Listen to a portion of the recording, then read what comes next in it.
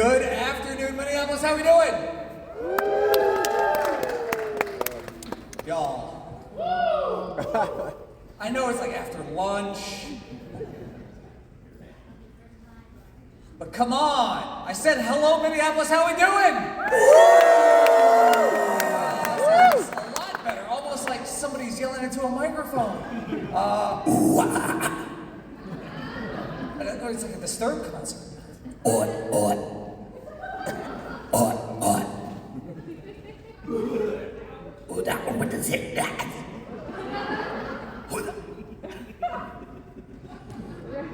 The microphone is possessed.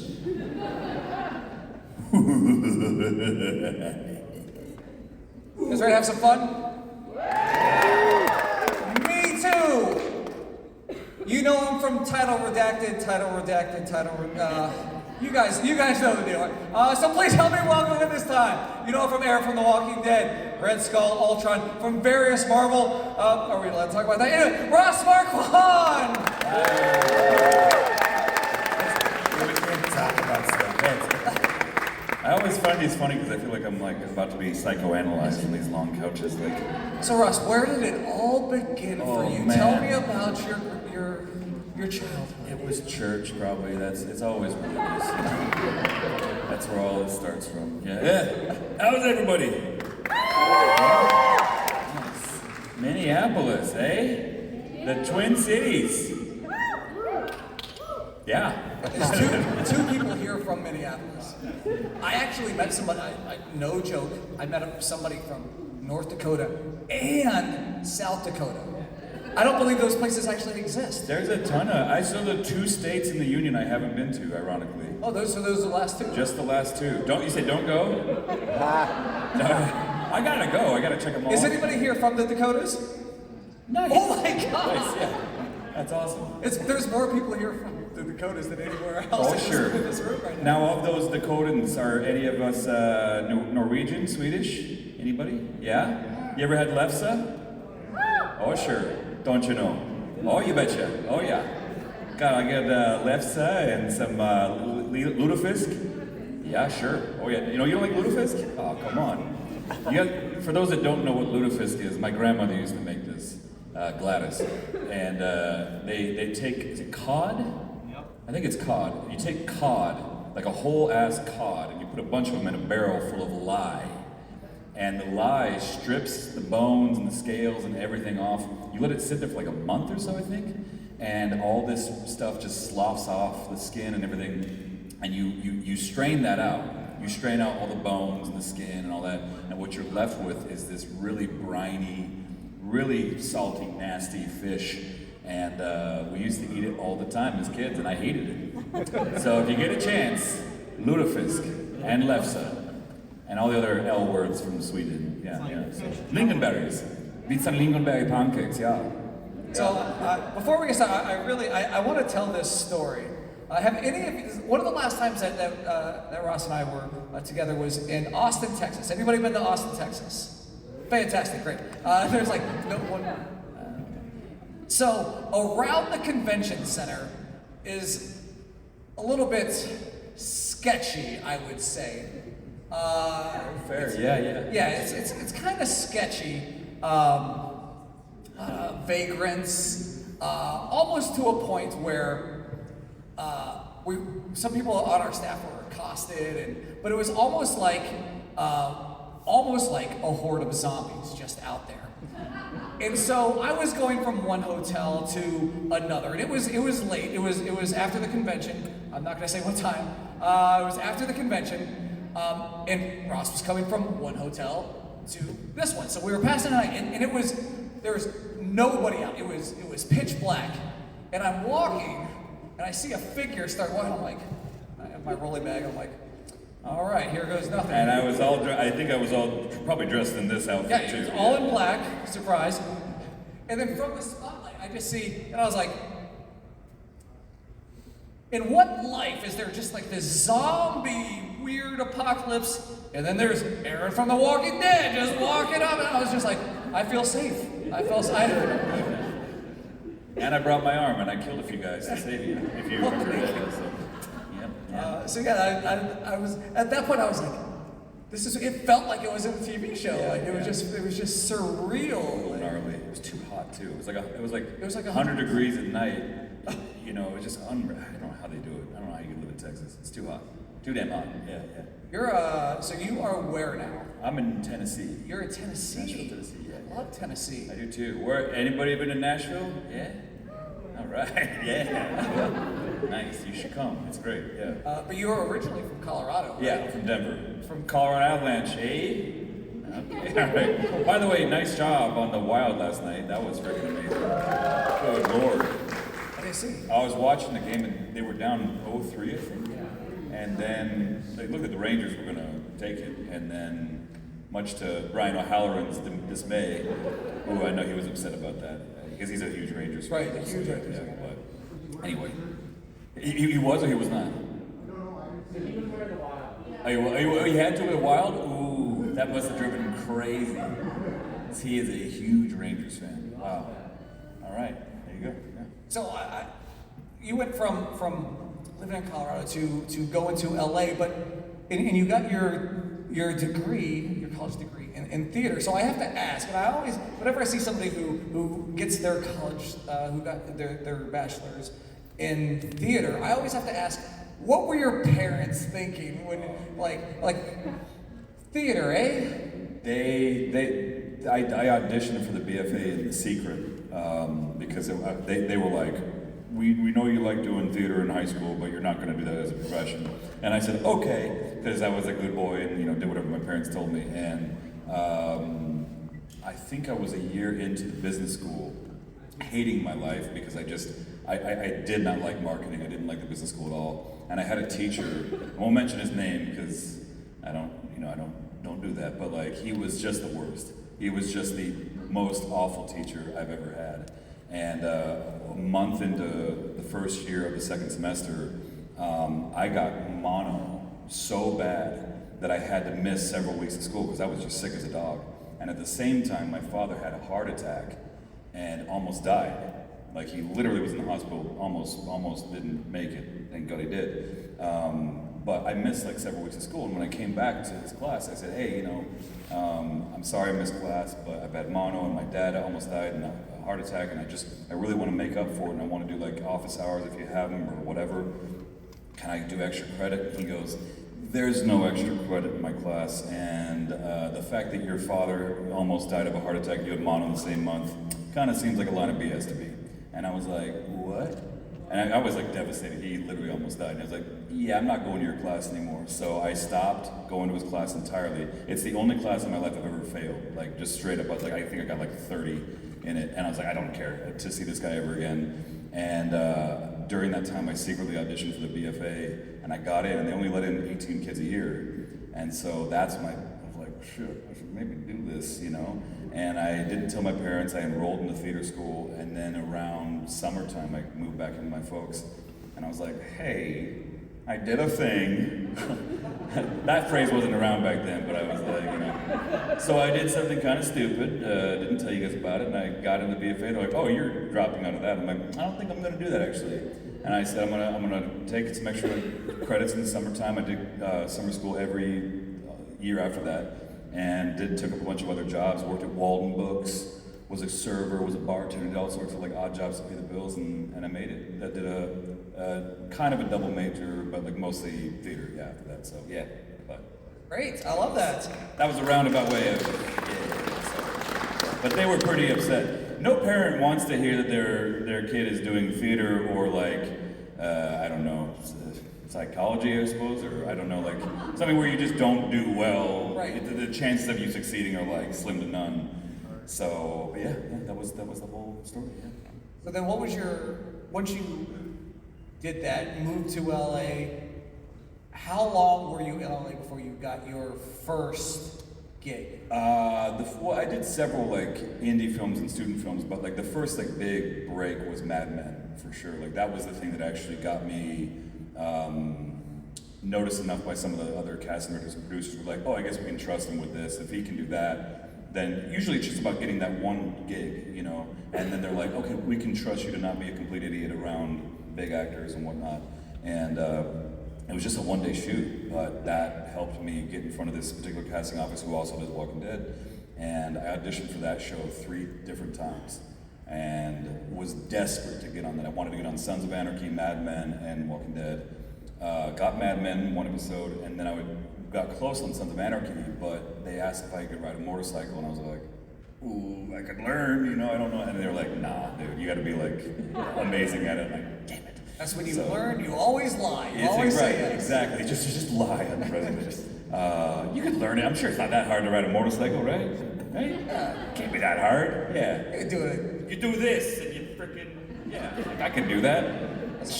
I could do that. But then, so auditioned for Walking Dead 2 times. One was for the role of Gareth, the cannibal, the leader of the cannibals. And I was so bummed when I finally saw the episode. I was like, that was amazing. I would have loved to have played him. But he was only in 4 episodes and they got killed off, so I'm actually glad that I didn't get that. The Walking Dead came, I had just decided to give up acting a month and a half prior to getting the audition for it.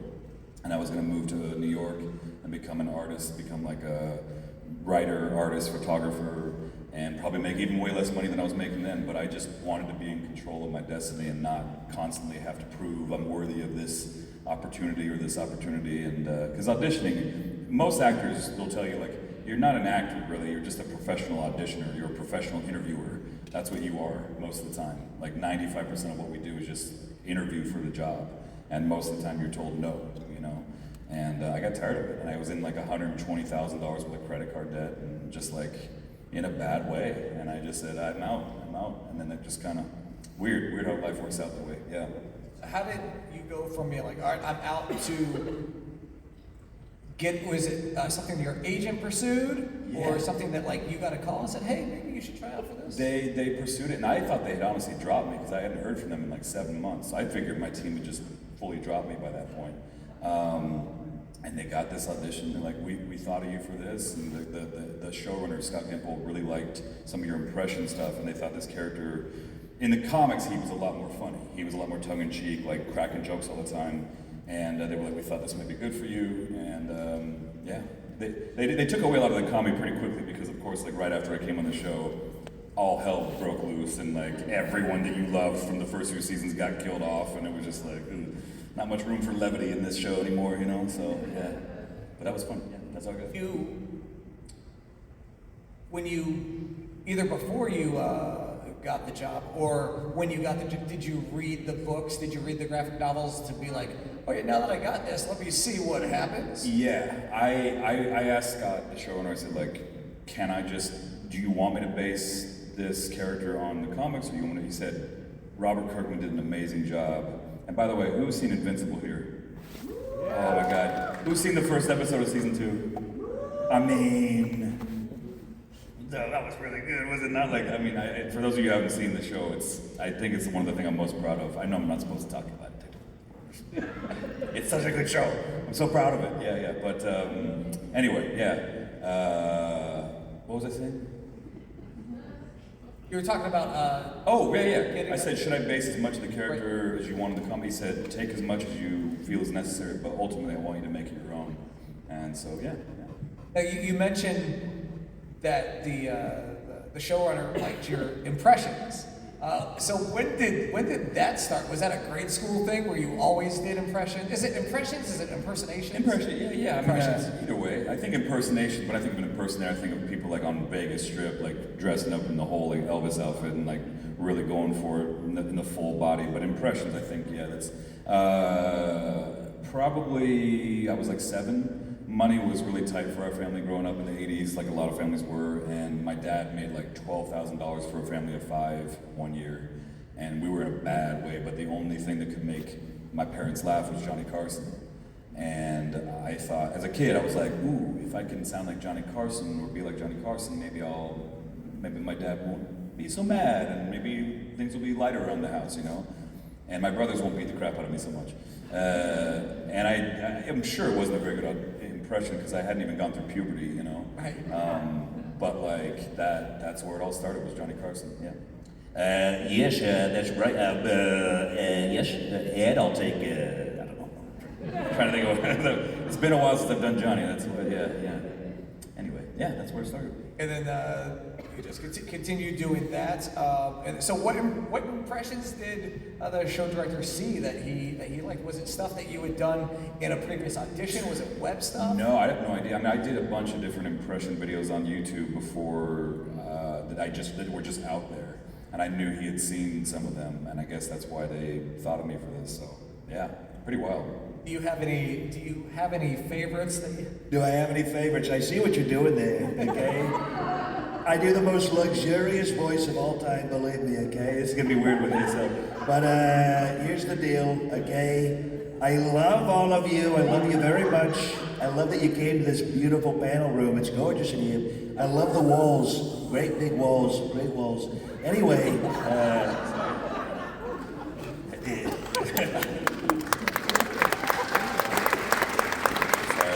He started doing this in the green room yesterday, and there were people that were like, "Is he here?"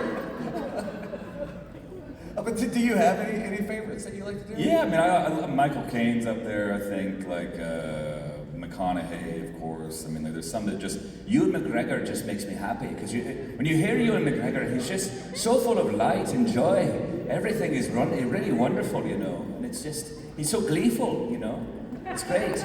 Even in Train Spotting, when he's doing heroin all the time, he's just like, I can't believe how great it is to live in Scotland. It's great, you know. He never said that line, I don't know. And again, I don't know how much and what we can talk about, but it's so Dance around it. Probably. I mean, a major character that you've done that we might have already talked about was a big influence, one of the first openly gay characters on television, on a huge television show. Have you seen the results of that in the fandom, like in people coming up to you and telling you how much portraying that on screen meant to them watching at home and being comfortable with themselves? I think the coolest thing about this job has been the response from going to conventions and hearing that, because the feedback initially from a lot of the fan base was quite negative, unfortunately, and I do think we've grown leaps and bounds since then, because I don't know if you watched Last of Us, but the particular episode that I'm sure those of you who've seen it know what I'm talking about, the response was overwhelmingly positive to these two characters, and I thought that's awesome, you know, that in just 8 or 9 years since me and Eric came on the show, the response has really grown, and it's so wonderful to see. And I've met a lot of people who've said that they were able to have those difficult conversations with their families because they watched it together.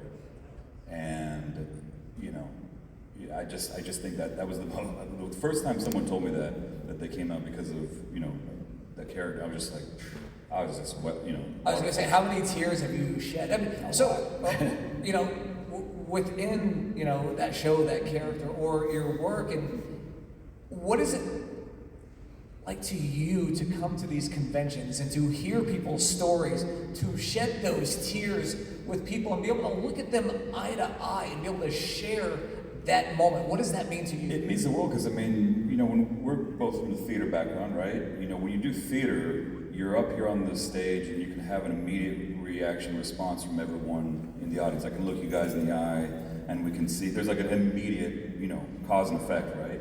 But in film and TV, you have no idea. You don't know if your work's connecting with people at all. You just do it in a vacuum. Do it, cut. And then cut. Yep. And it's 5 or 6 months down the road, you'll see the fruits of your labor, but like, there's no immediate reaction there, right? So coming to these and hearing people's stories and hear like, oh, I really like or that story meant a lot to me, or, you know, a lot of people in the medical industry watch our shows constantly, like all the damn time, because it gives them strength and they feel like they see themselves in these characters. I think that's amazing. I don't know, I just think it's incredible, you know. And I was a fan before I got on myself, so right. So, yeah. And then on the lines of conventions, and I think we've talked about this before, but whether it is at a convention, in the green room, at a table next to you, maybe even on a studio set, has there been a fanboy moment where you met another celebrity, another guest, and you're like, Well, recently it was Keith David last week. I tried not to fangirl too hard, but who's seen like The Thing or They Live or Gargoyles? Like he's the main voice of Gargoyles. I mean, could not be a cooler dude and just super nice. And we just sat next to each other at lunch. I didn't even go. I wanted desperately to be like, you have no idea how much They Live meant to me, and I love that movie so much. But I was just like, you know what? We're just gonna chill. We're gonna have lunch, and it was great. That's in recent memory. He's probably the biggest one, but there's been other people, of course. But he was probably the biggest one for me. Yeah. So. I have not had the pleasure of meeting, but awesome. I was so close. I was supposed to do a convention, and then something happened. Either I couldn't, or he couldn't make it, and it was just one of those like so close. He's definitely high up on that. He's great. High up on that. Is there a celebrity? Is there another guest that would be like, please come do a convention? I mean, I get so nervous around Jonathan Frakes from Star Trek Next Generation because like I've seen him. You know, we've been a few booths away from each other at 3 shows this year, and I get so nervous. I'm like, I can't talk to him. It's you know, Jonathan Frakes is Riker for all time, and it's. By the way, do you guys know about the Riker chair sit situation? Do you know about this? This is the most amazing. And now that you'll have to YouTube this later, but every time Riker sat on a chair in Star Trek Next Generation, most people when they go and sit, they're like, Captain, I want to tell you something. This is what's going on, right? And every single, you watch it now, you'll see, he goes like this. I was really head check. He swings his leg over the chair every single time. Like he's mounting a horse or something. And I'm like, there's a hypercut of it on YouTube. It's amazing. Like I honestly, the first time I saw it, it was like when in Star Wars when that stormtrooper hits his head on the thing, you're like, what? How did that stay in there? Like no one stopped him and we're like, dude, what are you doing? Like what? No one sits on a chair like that. That's why would you do that? So random. New goal. Yeah, so you gotta look it up. Riker sitting on chairs, Star Trek. You'll thank me later. Yeah. So. Now speaking of Star Trek, you've worked in the Star Wars realm, Yeah. you've done Marvel, you've done Invincible. Oh yeah, Harrison Ford would be someone that I would freak out over. Right. Because like, I was a server for many years, and I accidentally knocked him over at a charity event for he was about to do the keynote speech at this charity event for saving the oceans, and I didn't see him. He was crouched down like practicing his lines on a notepad like right behind the curtain like over here, and I was just serving drinks and bumped into him. I knocked him over onto the staircase, and I felt terrible. But that was like, I was like, oh my God, I'm so sorry. But that was my closest interaction to Harrison. But to actually meet him and talk to him would have been pretty cool. Yeah, I mean, and you've on a couple of different projects, you have lent your voice to Han Solo. Yeah. What is that like? Oh man.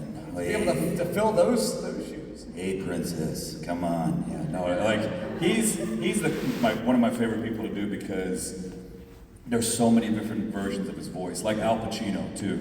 Young Al Pacino, from early The Godfather, he sounded like this, almost like Peter Griffin, like a faint Peter Griffin. You know what I mean? He just sounded like that. And then he got, as the years go by, I gotta tell you something. I don't give a shit. Like it just became a totally different voice, as the years went on. And Harrison too. You look at like 1974. First Lucas movie that he did with him. Thank you, American Graffiti. He has this really kind of like squirrely, like it's a strange, very weird, different take than what you see later on in his career, like The Fugitive. Very different voice, becomes much more gruff and like, I don't care what you smell, you big dumb oaf, get in there, like, yeah. That's what a good one. He's one of my favorites to do, yeah. So what was the Phineas and Ferb, it is an animated television show, so we can't talk about that one, was Phineas and Ferb the first iteration of Han Solo? For me? Yes. Yeah. That was the one, because I think someone saw one of my impression videos. Oh, Dan Povenmire, Swampy. The creators of they're awesome. I don't know if you ever met, but if you ever get a chance to meet Dan and Swampy from Phineas and Ferb, they're the coolest, most amazing guys, and they're just wonderful. But they saw one of my impression videos and called me in for that, and that was 2012, I want to say. That was before Walking Dead too. Yeah.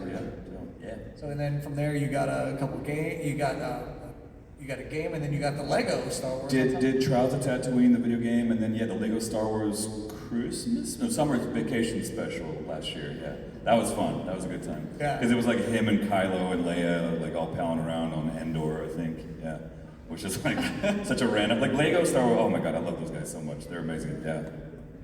Now again, you've been involved with Marvel, Disney, Star Wars. Is there a dream project out there? Is there a dream franchise, a dream project? My Little Pony, for sure. Just, it's elusive. I've been trying to write them for years, but I want to play My Little Pony. I really want to. I don't know. Although I do know that's like they got a huge fan base. Yes. Did you all see that Bronies documentary? Oh my God. I've heard about it. I have not seen It's it. fascinating. And who plays Q? Who's the actor who plays Q in Star Trek Next Generation? Delancey. John Delancey, thank you. He's one of the voices, and he talks about how, he always was used to people coming up to him for Q, obviously.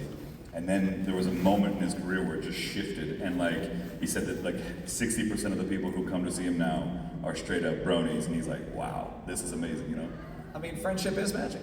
Right? Friendship is magic, yeah. No, I mean, to be honest, there's a lot of things that I would love to work on, but, it's mostly stuff in my childhood.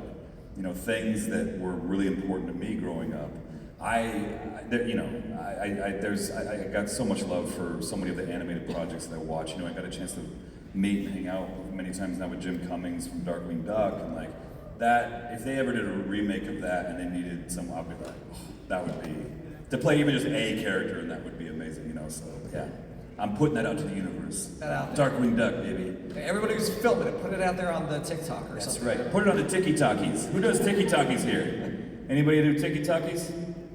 No one. Oh, that's good. Yeah, wait, 2, 3. What? Okay, well, let's do a TikTok video later. We'll do the flossing or whatever the kids are doing these days. No? Why? I see people just so upset with me with that comment. Wow, okay. Am I showing my age? I'm sorry. Yeah. Oof. So not to take long. If you guys have questions, sorry. I'm having so much fun up here. You guys don't understand. I legitimately have the best job. But if you guys have questions, we do have a microphone right there. So unless you just want to listen to me chat. Yeah. Oh, is there a microphone over there? We got just this one no, right it's here? just over here. Just over here. Okay. Come on up. Yeah, come on up. As they're coming up, I have to ask you. So right before you came down, you literally went up into the rafters. Yeah. Of the convention center. What was that like? It was cool. It was neat to see that perspective too. It's just so high up. I was so scared. Were you? I held on. Oh my gosh! I almost passed out. I love that I almost stuff. dropped my phone because I was like, "Oh, I need to document the fact that I'm up here." Yeah. And then I was like. So who knows what the picture actually? No, we had a good time. It was fun. Thank you again. Yes, yes. So Is wait. it the, oh, Whoa! That's okay. You okay? isn't Walking Dead from Fortnite? I mean, I don't think so, but I think there's some skins in that, right? Nice. Is that a duck hunt gun, by the way? From Nintendo? Can I see the gun? Is that it? It is, yeah, right? No, it's not. Never mind. Wait. That's Things just got. way more. I thought it was turned. from Nintendo, Duck Hunt, but that is not. Oh, wow. You have a magazine in there and everything. Things Man. just took a turn. Dang. Are you a fan of Fortnite? I play Fortnite a lot too, actually. I apparently played, you know when, what's the singer with the ponytail? Was it? Ariana Grande. She's apparently a big Fortnite fan, and I was apparently playing her, because I guess she was on it, and they said, because I saw her name come, I was like, Ariana Grande, there's no way. And then sure enough, she tweeted it later, she was like, I don't know if y'all saw me on Fortnite, but I kicked some guy's ass, and that was me. And I was like, because it was down to me and her. And I was like, oh, but she was building walls and stuff, and I'm old school, I'm like, don't build that crap, just shoot the gun. Like, no. Anybody, you know what I'm talking about, Fortnite? Yeah, thank you, okay. That's on your IMDb about me. Once got his butt kicked by Ariana. Yeah, exactly. I was really proud of that. Yeah. Hello. Hi, my name is Beth. I just have a quick question. If you can't answer it, I completely understand. Is it about Duran Duran? No, I wish. Nice. They were great. So I know a lot of the characters on Walking Dead have been able to play walkers. Have you had a chance to do that? And would you have some creative input onto what your walker would look like? I never got a chance to, and I never would really want to actually, because I have so much respect for the background actors on our show, because you are oftentimes, if you're a hero walker, which means that you're like right in front of the camera, you're in hair and makeup for at least an hour, hour and a half, maybe 2-3 hours, depending on how elaborate it is. And then you've got this like liquid latex thing all around your head and everything. And then you are wearing 2 or 3 layers of clothes on top of that in the Georgia heat. So no, I mean, you're just marinating in your own sweat. Like, there's no part of me that's like, oh, I want to do that. Oh, that's fun, like, we marinate in our own sweat enough as it is. I'm like, nah, I'm good, So yeah, I would never want to. Yeah. Hello. Hello. I was wondering, you do a lot of impressions. Do you do any impressions of anyone from the Walking Dead cast? I do. I don't do it on panels typically because cameras are oftentimes rolling, and sometimes things get taken out of context. But I do. Rick, Negan, and Daryl. Can you do Rick? Well, I don't know. Yeah. Talking about stuff and things. Yeah. I can do more at my table when there's no cameras rolling, but yeah, I do people. Yeah. Thank you. Thank you very much. Hello. Can we do a tiki-taki? Yeah, man. Let's do a tiki-taki. What do you want to do? Do you get your phone? yeah. Do you want to do it from over there? Do you want to? You want to like? How do you want to do it? Do you want to? Can I come to you? Yeah, sure. Yeah. Let's do a tiki-taki. Okay. We're gonna do a tiki-taki. So how does this work? I've never done a tiki-taki. Record you, then post it. Okay. All right. That's amazing. Oh, it's on the time. Oh, yeah. Okay. Hey, man. What's your name? Mason. Hey, Mason. Like Mason Jar? You're gonna point it then now. You're gonna point the camera then. Oh, yeah. Oh, no. Okay. Oh, that's all right. That's all right. Awesome. Okay. We're all doing a tiki-taki together. Is everyone okay with that? Yeah. All right, tiki-takis. On the count of 3, everyone say hi, Mason. Ready? 1. Oh, hold your camera. Yeah. Golly. You're not very good at the tiki-taki. Okay, ready? 1, 2, 3. Yeah. You're gonna get thousands of likes, I guarantee you. Yeah, that's awesome. Good to see you. Thanks. Nice. Oh man, that was fun. My first tiki-taki. Wow. Come on up here, yeah. Sorry, I'm really nervous. So I was just FaceTiming with my dad because he's not here. Why not? It was a last minute thing, unfortunately. But I was telling him how it was like an episode of Talking Dead because we used to watch it after Walking Dead. But it was just, he was happy I called him and everything. So I was just really excited because, I don't know, I'm just really nervous, so I'm rambling. Good. But it just means a lot. That show meant a lot and everything. And I had to look up when you joined the show. And it was like season 5. And I'm like, oh my gosh, she looks so different from now. No. Oh, I was so innocent looking back. Yeah. No. Years. Yeah. How much did that arm weigh though that you had to have? The metal one, so Yeah. there was 2 different versions of the mace arm. So there was a metal one that was actually used for crushing inanimate objects, like walls and windows and stuff. Zombies. No, yeah, never that, because those were real people under there. We didn't want to kill anybody. Yeah. That was like, I think 15 pounds more or less. Oh, okay. And then the one I wore normally, that was like, I don't know, 5 or 7 pounds. Not too crazy. Yeah. But Yeah. it was so tight in there, they didn't make it very big, so I had to squeeze these fingers up like this to make it fit in there. Oh, ouch. So after a while, I barely could feel these fingers after a while. Yeah.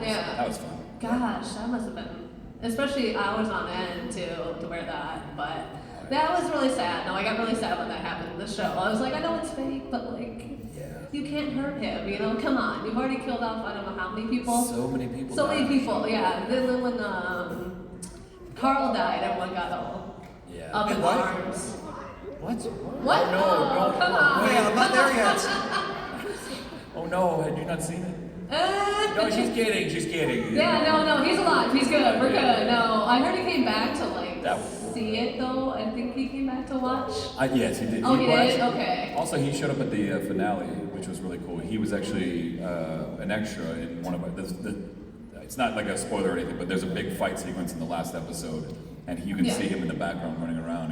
It was cool. Oh, He's the best. Oh, yeah. Yeah. Oh, shoot. But it just means a lot to my dad and I and everything. And we miss watching that show together every Sunday. So, I'm trying to get teary-eyed, but No, it just meant so much. It was a bonding thing for us. So. I love that. A lot of families watched it together. Yeah. And I think that's one of the coolest things about that show is that like it really did bring families together. Yeah, you know? my mom would come down. What are you watching? Walking Dead, go away. Yeah. My family all watch it. I wouldn't be with them because I would be, filming in Yeah. Georgia, but they'd be watching back home in Denver. They'd get together on Sunday nights and all would watch together. And it just Yeah, made exactly. The world of it, They're probably going like, Yeah, I mean, but they could see what I was up to all those. Oh, yeah, for I sure. hang out with them. And Yeah. it was neat, you know. again, sorry to ramble. I'm really nervous. You're good. No, you're good. You're good. Yeah, no worries. So thank you for all of that. I should say just the whole shebang Thank for you. that. Seriously, thank you. Yeah. Thank you so much. Thank you. Yeah. Hello. Oh. Hi there, my name is Lawrence. Thanks for coming here today and answering some questions. I had a question about, you mentioned earlier, but before you were able to get on The Walking Dead, you mentioned that you were kind of leaving the space of acting and pursuing something.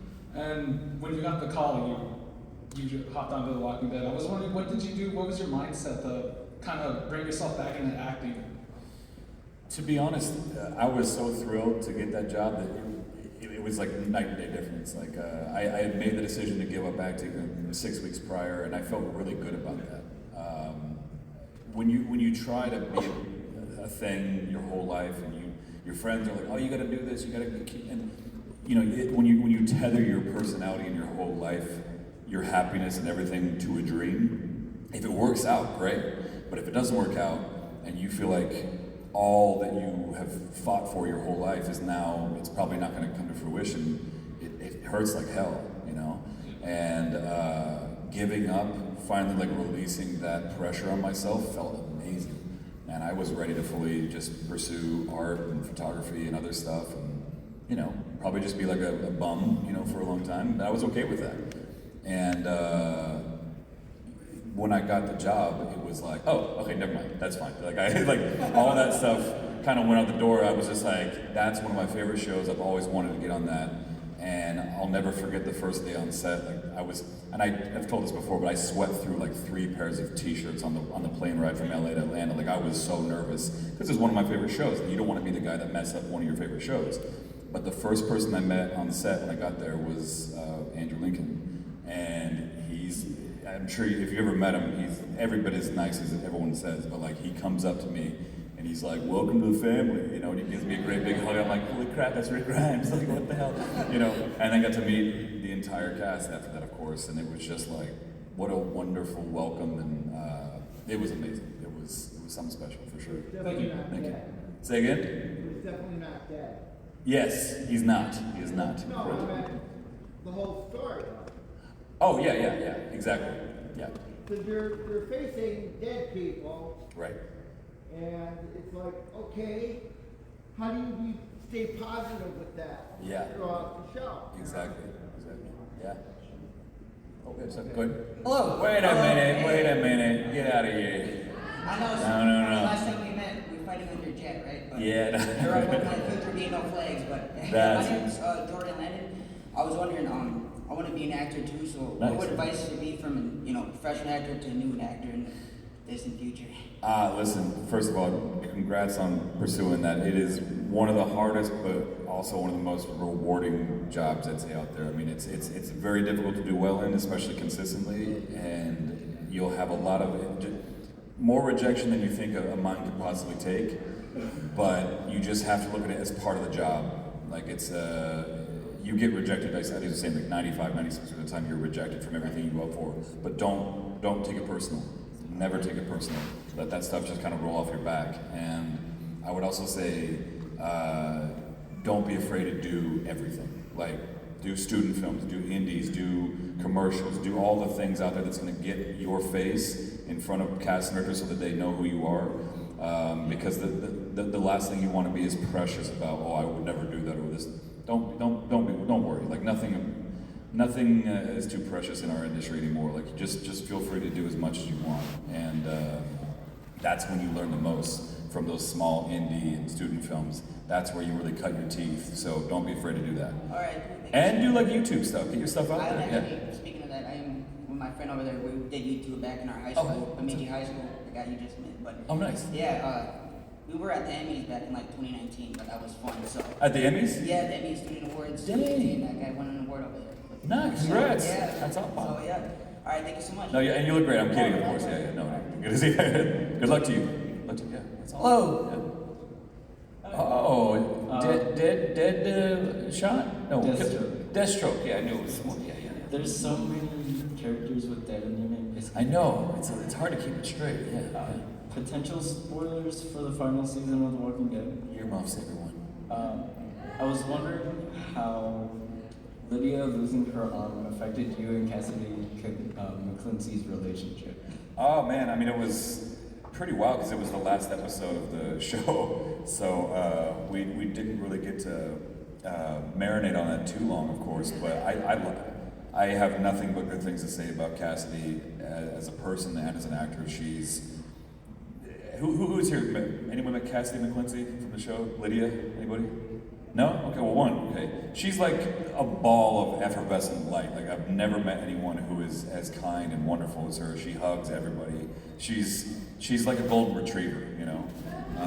Just nothing but love. And when that moment, you know, and I'm sorry for the spoilers, but like, you know, when we have to, and I'm saying you are so loved, it wasn't just Aaron saying that to Lydia, that was me saying that to Cassidy, because like everyone loves her so much, you know, and that was one of the hardest films to see, scenes to film, what did I say? Whoa, look at that, hardest scenes to film. Sorry, ADHD. I'm like, huh? That's amazing, I don't know what that is, but Tinkerbell, what is that? Oh, yes, Tinkerbell, yeah, nice. Everyone clap. Isn't that how it is? You have to clap to stay alive? What is it? Is that right? Yes. Yes. Yeah, that's what it is, right? Yeah, absolutely. Yes. Yeah. I remember Right? things. I remember things. So yeah, it was awesome, and if you ever get a chance to meet her, you should definitely say hi to her. Yeah. Also, congrats on surviving. Thank you. Also, spoiler, I hope nobody is like, yeah, no, like, thank you very much. Yeah, no, it's all good, Thank you.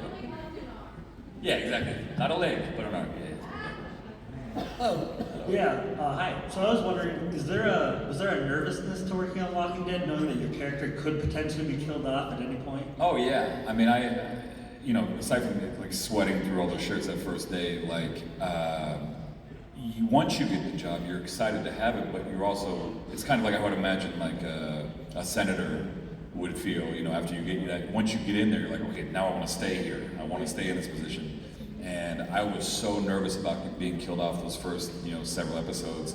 And then Josh McDermott, Eugene, pulled me aside and he's like, I know you're worried we're all worried about getting killed off. He's like, but we don't control that, And it's like, in real life, you don't get to know how many days you have left on this earth. So why should it be any different on the show? And he said, I was going to challenge you just to not worry about it anymore and just have fun with it. And I was like, damn, that's like, it's not only some sage advice from actor to actor, but sage advice as a human, just, we don't know how much time we have on this earth, so you better enjoy these times that we have with each other. Like things like this, it's freaking awesome. Like, we're getting together, we're celebrating different fandoms, and, it's, I don't know about you guys, but I got picked on a lot as a kid, and I, would have loved to have had something like this when I was growing up, because I would have felt included, I would have felt like I had a group. And instead, I was just kind of a loner, like angry kid, But these things are pretty important for that, I think, Thank you. Thank you. Thank you. Oh, Fortnite kid's back. Nice. Can I show you some of my autographs? Yes. Okay, cool. Nice. Who all'd you get?